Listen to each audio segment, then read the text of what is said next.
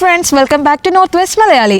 അപ്പോൾ ഇന്ന് ഞങ്ങൾ വന്നിരിക്കുന്നത് why you choose CELPIP or why you choose IELTS ഇത് വെച്ചിട്ടാണ്. അപ്പോൾ കാരണം ഇന്നത്തെ കറണ്ട് സിറ്റുവേഷൻസിൽ നമുക്ക് CRS സ്കോർ കൂട്ടാൻ വേണ്ടിയിട്ട് ഏറ്റവും കൂടുതൽ ഹെൽപ്പ് ചെയ്യുന്നത് ഒഫീഷ്യൽ ലാംഗ്വേജ് പ്രൊഫഷൻസിയാണ്. അപ്പോൾ എന്തുകൊണ്ട് IELTS ഒരാൾ ചൂസ് ചെയ്യണം അല്ലെങ്കിൽ എന്തുകൊണ്ട് ഒരാൾ CELPIPിലേക്ക് മാറണം എന്നുള്ളത് വലിയ ക്വസ്റ്റ്യൻ മാർക്കാണ് എല്ലാവർക്കും ഇടയിൽ. അപ്പോൾ നമ്മൾ ഇന്ന് അതൊന്ന് ചർച്ച ചെയ്യാമെന്ന് വിചാരിച്ച് കയറിയതാണ്. കൂടാതെ പ്രത്യേകിച്ച് ഇപ്പോഴത്തെ സിറ്റുവേഷനിൽ LMA ബാൻ ചെയ്ത സിറ്റുവേഷനിൽ നമുക്കിത് ചെയ്യാതെ വേറൊരു മാർഗ്ഗമില്ല. മാക്സിമം പോയിന്റ്സ് കിട്ടാതെ നമുക്ക് എന്താ പറയുക ഒരു ഡ്രോയിൽ ഒന്ന് എൻട്രി കിട്ടാൻ വേണ്ടിയിട്ട് വേറെ മാർഗ്ഗങ്ങളില്ല. അപ്പോൾ നമ്മൾ മാക്സിമം എന്താ പറയുക ലാംഗ്വേജ് പ്രൊഫഷൻസിൽ കയറ്റി വെക്കലാണ് ഏറ്റവും ബെസ്റ്റ് ആയിട്ടുള്ള ചോയ്സ്. അപ്പോൾ എനിക്ക് ചോദിക്കാനുള്ളത് എന്താണ് CELPIPിൽ IELTSലും സ്പീക്കിങ്ങിൽ വരുന്ന ഡിഫറൻസും? ഓക്കെ, ഇപ്പം ഞാൻ IELTS ആണ് ഫസ്റ്റ് ട്രൈ ചെയ്തിരുന്നത്. അപ്പോൾ ബിഫോർ അതായത് ഈ ഒരു CRS സ്കോർ ഇത്തവണ ഇത്ര പ്രശ്നങ്ങൾ വന്നതിന് മുന്നേ തന്നെ ഞാൻ IELTS എഴുതി 2 years മുന്നേ വെച്ചിരുന്നത് 7.5 ആയിരുന്നു എനിക്ക് സ്പീക്കിങ്ങിന് കിട്ടിയിരുന്നത്. പക്ഷേ എന്താ പറയുക ആ സ്പീക്കിംഗ് എനിക്ക് അത്രയും പ്രശ്നമില്ലാത്തത് തോന്നിയത് IELTS തന്നെയായിരുന്നു. കാരണം എനിക്ക് കമ്പ്യൂട്ടറിനോട് സ്പീക്ക് ചെയ്യുന്നത് കുറച്ച് ബുദ്ധിമുട്ടാണ്. CELPIPിലാകുമ്പോൾ സിംഗിൾ സിറ്റിങ്ങിൽ എല്ലാം കമ്പ്യൂട്ടറിനോട് സംസാരിക്കുന്നത് കൊണ്ട് നമുക്ക് ഒഫീഷ്യലായിട്ടൊരു പാറ്റേൺ ഉണ്ടല്ലോ, അതായത് ഇങ്ങനെ സല്യൂട്ടേഷൻസ് ഇങ്ങനെ വേണം, എൻഡിങ്സ് ഇങ്ങനെ വേണം. ഇതെങ്ങനെ എനിക്ക് ഭയങ്കര ബുദ്ധിമുട്ടായിരുന്നു ഈ 90 സെക്കൻഡ്സിനുള്ളിലേക്ക് ഇംപ്ലിമെൻറ്റ് ചെയ്തെടുക്കാനും. അതേപോലെ എന്താ പറയുക ഇപ്പോൾ ഒരു ഇമേജ് കണ്ട് അതിനെ ഡിഫൈൻ ചെയ്യാൻ പറയുമ്പോഴും നമ്മൾ ചിന്തിച്ച് വരുമ്പോഴേക്കും ടൈമർ അതെ ക്രിയേറ്റീവ് സൈഡ് ഓൺ ആകുമ്പോഴേക്കും ടൈം കഴിഞ്ഞു പോകും. അതെ, നന്നായിട്ട് ഉണരണം. അപ്പോൾ ക്രിയേറ്റീവ് സൈഡ് ഉണരാനും അതേപോലെ അതിനെ നമുക്ക് മാക്സിമം ഇൻക്ലൂഡ് ചെയ്ത് സംസാരിക്കാനൊക്കെ എനിക്ക് വലിയ ബുദ്ധിമുട്ടായിരുന്നു. അപ്പോൾ ഞാൻ ഫസ്റ്റ് ട്രൈ കിട്ടിയില്ല, സെക്കൻഡ് ട്രൈ കിട്ടിയില്ല, തേർഡ് ട്രൈ കിട്ടിയില്ല, അങ്ങനെ പോയിട്ടാണ് അതെനിക്ക് കിട്ടിയത്. അപ്പോൾ സ്പീക്കിങ്ങിന് IELTS ആയിരുന്നു ഞാൻ ചൂസ് ചെയ്തത്. പക്ഷേ ഷൈ ആയിട്ടുള്ള ഒരാൾക്ക്, അതായത് മറ്റൊരാളെ ഫേസ് ചെയ്യുമ്പോൾ അതെ മറ്റൊരാളെ ഫേസ് ചെയ്യുമ്പോൾ പറയാനുള്ളത് പെട്ടെന്ന് മറന്നു പോവുക, പാനിക്കാവുക, ഇങ്ങനെയുള്ള ഒരാളാണെന്നാണെങ്കിൽ എപ്പോഴും CELPIPിൻ്റെ കമ്പ്യൂട്ടറാണ് എളുപ്പം. കാരണം കുറച്ച് നിങ്ങൾ വീട്ടിലൊന്ന് പ്രാക്ടീസ് ചെയ്ത് കഴിഞ്ഞ് കഴിഞ്ഞാൽ നിങ്ങൾക്ക് കുറച്ചും കൂടി എളുപ്പമായിട്ട് തോന്നുക CELPIPാണ് IELTSനേക്കാളും. അപ്പോൾ പിന്നെ എനിക്ക് ചോദിക്കാനുള്ളത് നമ്മുടെ റീഡിങ് വരുമ്പോൾ നമുക്ക് റീഡിങ്ങും ലിസണിങ്ങും ഒന്നിച്ചാക്കി പറയാം. അതായത് ഇപ്പം ഞാൻ പറയുന്നത് ഇപ്പോൾ IELTSൻ്റെ റീഡിങ്ങോ അല്ലെങ്കിൽ ലിസണിങ്ങോ എളുപ്പമാണെന്നോ അല്ലെങ്കിൽ CELPIPിൻ്റെ എളുപ്പമാണെന്നോ അല്ല പറയുന്നത്. ബിക്കോസ് ഇത് ഏതാണ് നിങ്ങൾ ചൂസ് ചെയ്യുന്നതെങ്കിലും മാക്സിമം വീട്ടിൽ നിന്ന് ട്രൈ ചെയ്ത് ഇതിൽ ഓക്കെ ആയിട്ടാണ് നിങ്ങൾ ആ ഒരു എക്സാമിന് അപ്പിയർ ചെയ്യാവുള്ളൂ. കാരണം എപ്പോഴും നമ്മുടെ വർക്ക് ചെയ്ത് നമുക്ക് കിട്ടുന്ന ആ ഒരു കോൺഫിഡൻസ് ഒരിക്കലും ഇങ്ങനെ എന്താ പറയുക വായിച്ചു വിട്ടത് കൊണ്ടോ അല്ലെങ്കിൽ സഡനായിട്ട് എക്സാമിൻ്റെ മുന്നിൽ പോയിരിക്കുമ്പോഴോ കിട്ടത്തില്ല. കാരണം അതിൻ്റെ ലോജിക് സെൻസ് മനസ്സിലാക്കി എടുക്കുമ്പോഴാണ് നമുക്ക് കുറച്ചുകൂടി പോയിന്റ്സ് കിട്ടുക. പക്ഷേ ഈ IELTS എഴുതി കഴിഞ്ഞ് കഴിയുമ്പോൾ ചിലർ പറയും എനിക്ക് ഒരു തെറ്റും വന്നിട്ടില്ല, എനിക്ക് ഉറപ്പാണ്, എല്ലാ ആൻസേഴ്സും എളുപ്പമായിരുന്നു, പക്ഷേ എൻ്റെ റിസൾട്ട്സ് വന്നപ്പോൾ ഭയങ്കരമായിട്ട് ഡൗൺ ആയിപ്പോയി, എന്താ അറിയത്തില്ല എന്ന് പറയും. അപ്പം അങ്ങനെ പറയുന്നവരോട് പ്രോബബ്ലി അതൊരു സ്പെല്ലിംഗ് മിസ്റ്റേക്കോ ഗ്രാമാറ്റിക്കൽ മിസ്റ്റേക്സോ ആയിരിക്കാം. നിങ്ങൾക്ക് ആൻസേഴ്സ് കറക്റ്റായി കിട്ടുന്നുണ്ട്, പക്ഷേ ആ ഒരു സമയത്ത് ടെൻഷനോ പാനിക്കോ കാരണം നിങ്ങൾക്കത് എഴുതി വരുമ്പോൾ ഉള്ള സ്പെല്ലിംഗ് ഗ്രാമാറ്റിക്കൽ മിസ്റ്റേക്സ് ഇതൊരു പ്രശ്നമാണ്. പക്ഷേ CELPIPിൽ വരുമ്പോൾ ഇത് നിങ്ങൾ ടൈപ്പ് ചെയ്യുന്നില്ല, കീബോർഡ് എൻട്രീസ് ഇല്ല, നമ്മൾ മൗസ് എൻട്രീസ് ആണ്. അതായത് നമ്മളെല്ലാം മൾട്ടിപ്പിൾ ചോയ്സിൽ നിന്നും ഓരോന്ന് സെലക്ട് ചെയ്യുകയാണ്. അത് കാരണം കുറച്ചും കൂടി എളുപ്പമായിരിക്കും. അപ്പോൾ CELPIPാണ് ഞാൻ ആ ഒരു കേസിൽ പ്രിഫർ ചെയ്തത്. അക്കാഡമിക്കലി അത്ര അങ്ങോട്ട് കയറാത്തവർക്കും CELPIP കുറച്ചും കൂടെ ലിബറൽ ആയിട്ട് പോകും. അക്കാഡമിക്കലി എന്നല്ല ഞാൻ പറയുന്നത്. ഇപ്പം നമ്മളിപ്പം കൂടുതലായിട്ട് ഇവിടെ ഉദാഹരണം ഞാൻ പറഞ്ഞാൽ ഇപ്പോൾ ഒരു 32 years ഓൾഡ് ആയിട്ടുള്ള ഒരാൾ പ്ലസ് ആയിട്ടൊരു അയാൾ ജോബ് ചെയ്യുന്നുണ്ട്. അപ്പോൾ അക്കാഡമിക്കലി കുറേ നാളായി എന്താ പറയുക അതുമായിട്ട് അതെ പഠിത്തത്തിൽ നിന്നും കുറേ നാളായിട്ട് മാറിയിട്ടാണ്. കുട്ടികൾ, ഹസ്ബൻഡ്, അപ്പോൾ എല്ലാവരും ഇപ്പോൾ റഷ് ആയിട്ടുള്ള ഒരാൾക്ക് ടൈമില്ല. അപ്പോൾ അങ്ങനെ ഒരാൾക്ക് CELPIP ആണോ IELTS ആണോ കുറച്ചും കൂടെ?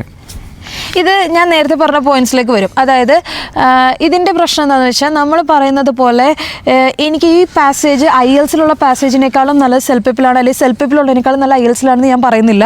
അത് മാക്സിമം നമ്മൾ വർക്ക് ചെയ്ത് അത് ഡെവലപ്പ് ചെയ്തെടുക്കേണ്ടി വരും. പക്ഷേ നിങ്ങൾക്ക് നിങ്ങളാൽ അല്ലാതെ വരുന്നതായിട്ട് തോന്നുന്ന സ്പെല്ലിംഗ് മിസ്റ്റേക്സ്, അതായത് നമ്മുടെ ആ ഒരു സിറ്റുവേഷൻ കാരണം നമ്മൾ ചില വാക്കുകൾ നമുക്ക് നന്നായിട്ട് അറിയായിരിക്കാം, പക്ഷെ ആ പെർട്ടിക്കുലർ മൊമെൻറ്റിൽ അതിൻ്റെ സ്പെല്ലിംഗ് എഴുതി കഴിഞ്ഞപ്പോൾ ഞാൻ ഇത് തെറ്റാണോ ശരിയാണോ എന്നുള്ള കൺഫ്യൂഷൻ വരുന്നവർക്കാണ് CELPIPിൻ്റെ ഒരു ബെനിഫിറ്റ് വരിക. കാരണം അവിടെ നമ്മൾ ടൈപ്പ് ചെയ്യുന്നില്ല, ചൂസ് ചെയ്യാണ്.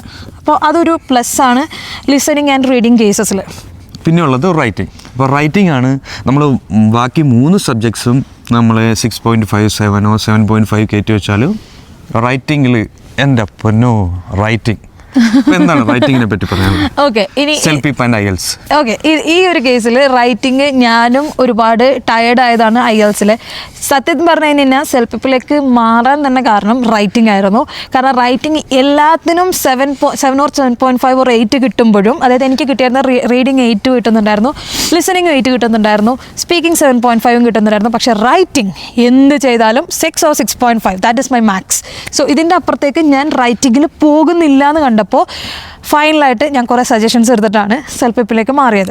അപ്പം സെൽഫ് പിപ്പിൽ പോയി കഴിഞ്ഞപ്പോൾ റൈറ്റിംഗ് എഴുതി ഫസ്റ്റ് ടൈമിൽ എനിക്ക് തോന്നിയത് ഓട്ടോ കറക്ഷൻസ് അത് വളരെ ഗുണം ചെയ്യും. കാരണം നമുക്ക് ആ ഒരു പെർട്ടിക്കുലർ പോയിന്റിൽ നമ്മുടെ ബ്രെയിൻസ് കുറച്ചും കൂടി എന്താ പറയുക സ്ട്രെസ്സായിട്ടിരിക്കുന്ന സമയമാണ്. അപ്പം നമുക്ക് ഓട്ടോ കറക്ഷൻസ് കുറച്ചൊരു പരിധി വരെ ഹെൽപ്പ് ചെയ്യും. എന്നിരുന്നാലും ഞാൻ എഴുതിയപ്പോൾ എല്ലാം എനിക്ക് 8 ആണ് കിട്ടിക്കൊണ്ടിരുന്നത്. അറ്റ് എ പോയിന്റ് ഞാൻ ഫസ്റ്റ് 3 ട്രയലും എനിക്ക് 8 തന്നെയാണ് വന്നുകൊണ്ടിരുന്നത്. അപ്പോൾ ഞാൻ കുറച്ചും കൂടി സ്ട്രെസ് ഔട്ടായി. എന്നാൽ പോലും ഫൈനലി ഞാൻ 9ലേക്ക് വന്നു. അപ്പോൾ ഈ 9ലേക്ക് വരുമ്പോൾ ഉള്ളതെന്ന് പറഞ്ഞു കഴിഞ്ഞാൽ പാറ്റേൺസ്, അതായത് നമ്മളൊരു ഒഫീഷ്യലായിട്ട് എഴുതുമ്പോൾ അതിൽ വരുന്ന ഈ കോളൻസ് അല്ലെങ്കിൽ സെമി കോളൻസ് അങ്ങനെ പറയുന്ന ഫാക്ടേഴ്സ് ഉണ്ടല്ലോ. അപ്പോൾ അതൊക്കെ കറക്റ്റായിട്ട് വന്നില്ലെങ്കിൽ മാത്രമാണ് നമുക്ക് ചെറിയ പ്രോബ്ലംസ് ഉള്ളൂ. ബട്ട് അറ്റ് ലാസ്റ്റ് ഫൈനൽ ഞാൻ നോക്കുകയാണെങ്കിൽ IELTSനേക്കാളും കുറച്ചും കൂടി ട്രെയിൻ ചെയ്താൽ എളുപ്പം എനിക്ക് തോന്നിയത് സെൽഫ് പിപ്പാണ്. കൂടുതലും ഫാമിലി ഉത്തരവാദിത്തങ്ങളുള്ളവര്, അങ്ങനെയൊക്കെ ആണെങ്കിൽ എപ്പോഴും നമുക്ക് വർക്ക് കഴിഞ്ഞ് വന്നിട്ട് ലൈഫിൽ ബാലൻസ് ചെയ്യാൻ സാധിക്കാതെ വരും. പക്ഷെ നമുക്ക് പോയിന്റ് ഇവിടെ കയറ്റി വെക്കണം.